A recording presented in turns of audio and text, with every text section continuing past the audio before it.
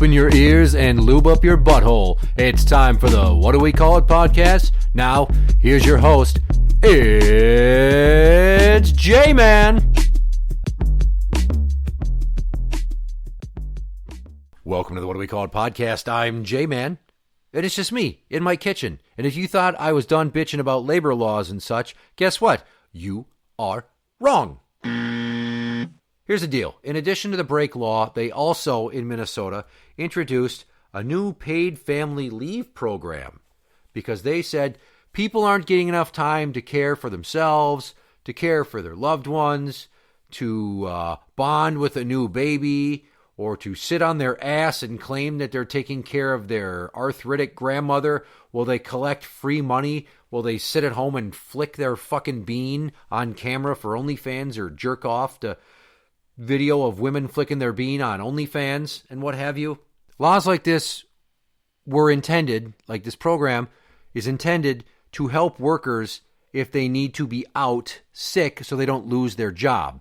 Or if a woman has a baby, or if a man's wife or domestic partner has a baby, or if two gay guys somehow win the lottery and they get a Chinese baby in the mail, they can stay home with it. And they get up to 12 weeks. Paid, partially funded by the employer, partially funded by the state, and that comes from taxpayer money. So what you're really getting is people like me that never take days off until they're virtually at the point of breaking. We all end up paying for that shit out of the community fund. And I doubt my ass is going to be taking advantage of that program at any time. And I don't have any kids to stay home and take care of, and I don't have any sick relatives, and if my mom fell down the stairs and needed a home nurse, well, she's going to get the best third-rate fucking Chilean woman that barely speaks English that her insurance money for Medicaid can provide, because I'm not doing it. But I get that if you have cancer, you can stay home, you can fight the cancer, you can get your treatments, and not lose your job. You might not have your same position, but there will be one guaranteed for you at the company until you come back and they find a reason to fucking fire you because they found out that instead of going through chemo, you were basically gone at home for 7 weeks while you gave your dog medicine to prepare for its sex change operation. I'm kidding. These days, we only neuter children in Minnesota. Say what? But Governor Tim Walz supports it. Oh! Hooray! There was this thing called FMLA, family leave. And I utilized it when each of my last two kids, my youngest two, were born. Now, I worked for the government with my youngest daughter, and I got, I think, a total of 6 weeks off. But I had to burn 40 hours of PTO, which was really hard to come by, to get to the paid medical leave time that I had to use for FMLA. They gave us paid medical time, and it was such a bitch to use it, and you had to make sure that it was something that they would approve. It's fucking ridiculous. Now you don't have to do that. What you do have to do, however, is apply for this shit, this PFML program, and to be eligible for the benefits, you must meet both of the following criteria. Worked at least 50% of your time in the state of Minnesota over the past year, or if your work isn't concentrated in one state, you must reside in Minnesota and perform at least some work in the state. 2, earnings requirement. You must have earned at least 5.3% of the state's average annual wage during your base period, a designated 12-month period, which equates to a minimum of $3,900, I guess for a whole year. The only people that make that little money are bitches with no teeth that give gummers behind dumpsters at fucking Quick Trips so they can get money for fentanyl. Hadouken! You need to have a qualifying event, like your own serious health condition, including pregnancy, childbirth, or urgery. Family leave up to 12 weeks to bond with a new child via birth, adoption, or foster care, or to care for a family member with a serious health condition, or to support a military family member. I'm not sure what that last one means, if you're just sitting at home waiting for daily fucking Skype sessions from your husband who's overseas, working out almost all damn day in between his shifts when he patrols the perimeter of a base where nothing ever happens. And then there's safety leave. This is a shocking one.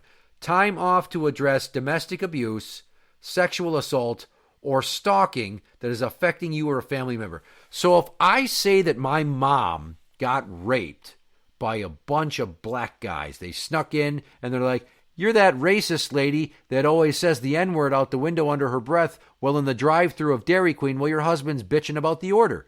Yeah, let's all take turns on her butthole. Not that fucking yeasty cunt she's got that smells like fucking fish. No, let's go for the old stink hutch. And then they do that, or at least I claim they did that. Who's going to check it? Am I going to have to bring a fucking police report and a sexual assault exam after visit summary? If I say that my daughter got beat up by her boyfriend, do I have to make sure she's got a reasonably believable shiner, either by makeup or by just having me punch her in the eye and say, no, just daddy needs a few days off. Okay? I need a breather. I need a sabbatical. You only got to get hit once. I'm not going to throw full force. If you'd rather your sister do it, fine. But I don't think she's going to get the job done in one punch, and I definitely will because you look like your mom. Ha ha ha. That's not directed at my estranged spouse, by the way. It's a joke about the beast. So under this new program, you can do that. And it's funny because they have had an ungodly amount of people apply for this shit already. How many people? Since January 1st when this started. After 2 days, they already had 12,000 people apply. Holy shit! And of the first 4,005 applications, 2,044 were denied, which is fucking insanity to me if you look at that. I think it's somewhere it's over 50,000 people already before the 6-month mark of the year. And you're like, well, Jesus, that sucks. Too bad you can't fire those people if you think they're up to something. Well, you can and you can't. You probably should, but why risk it, right? Because you get places like where I work. It's a warehouse. We have a team. Second shift, they're down 8 people right now that are out on leave. And when those people are gone, and this is not just unique to the warehouse life that we live, it's small businesses and companies all throughout the state are finding that this law fucks them over because these people go out of work for the stupidest fucking reasons. And then they're at home and they're being paid to not be there. And of course, it's not 100% of their wage, but still, they're being paid to not be at work. And then you can't fill that fucking position. So now the people that are still around that are hardworking and not dishonest cunts are fucking suffering, which is a total middle finger to all of your coworkers, which I guess is okay if they're shitty people and you don't like them. But if you are an honest human being or not Somali,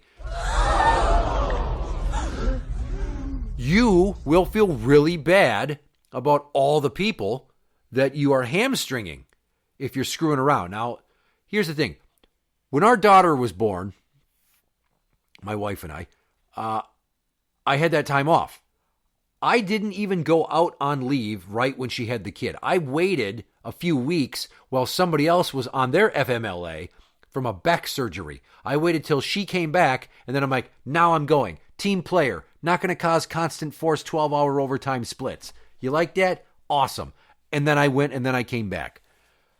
And then with my son, I was working as a social worker for a nonprofit organization. And they only offered 1 week of paid leave, which I thought was fucking ridiculous.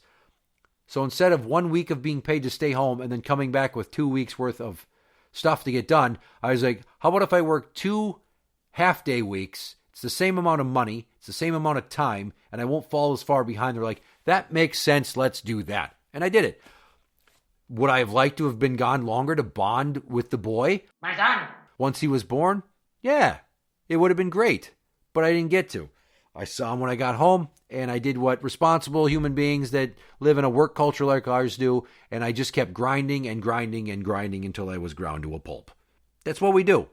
And as much as I'm pro-workers' rights, and I have historically been pro-union because unions help people get fair work wages and working conditions and sometimes can guarantee head count on a team so that they're not trying to make you run at a disadvantage and it's constant overtime for everybody that's there, but that somehow is cheaper than paying for benefits for one more person and everybody did not want to kill each other or you all the time. Yeah, I know. Normally I'm like that. I'm fine with it. But with this law, you knew there was going to be fuckery, and as soon as there could be fuckery, fuckery was afoot.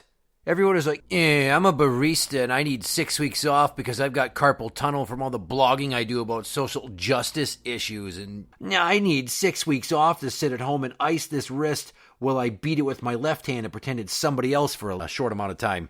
And the complaint is that it's screwing over all these industries that need people around, and you can't fill these spots. And we're supposed to care about people, and it's like basically a socialist policy because the government's sponsoring it and helping it. It's a social idea. It's supposed to give people the rest they need and help families bond. And I'm sure it was modeled after some shit from fucking Scandinavia because those people have it figured out. But we have a capitalistic worker drone bee system, and it doesn't function here. And of course, we found out that in the last 10 years, apparently everybody and their mom was lying to the government to get free money, especially with the PPE loans during COVID, especially with anybody that's from the bananas and rice country in the last 15 to 25 fucking years. Unimaginable. And with just more and more and more fraud. And this is just another thing that businesses and oversight committees don't need dumped in their already overworked laps while they try to wade through all the various Medicaid fraud schemes and everything related in the interim. And it's mind-numbing to sit there and listen to people at work on second shift who already have a sucky go of it, and they're supposed to be 4 10-hour shifts a week, and they're lately doing 12 and a half to 13 hours. And that's when people get burned out and they quit.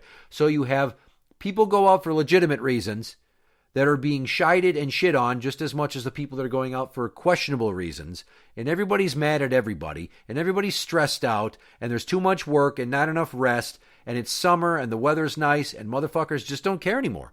Because all you can do is you quit your job and then you get on some sort of government feedback program and commit fraud until you're caught. Just ride it till the fucking wheels fall off, and Johnny Law and the IRS are like, hey, you pay that money back, you son of a bitch. Come on, right now, Abdi, open up that checkbook and write us one. $1.2 million or whatever it is for your Leering Center. Fuck! And another well-intentioned program by the Democrats to make things seem better in Minnesota, to model after states like Oregon and Washington. And it's just not working the way that they hoped, and it's blowing up in their faces the way that the Republicans totally knew that it would. So, yay for that. Fuck everything. Welcome to our hell. Interact with the show on Twitter at What Do We Call It? That is at What Do We Call It? You can find us on Facebook at facebook.com/group/ What Do We Call It Podcast Show. For the What Do We Call It Podcast, I'm J-Man. And that's the end.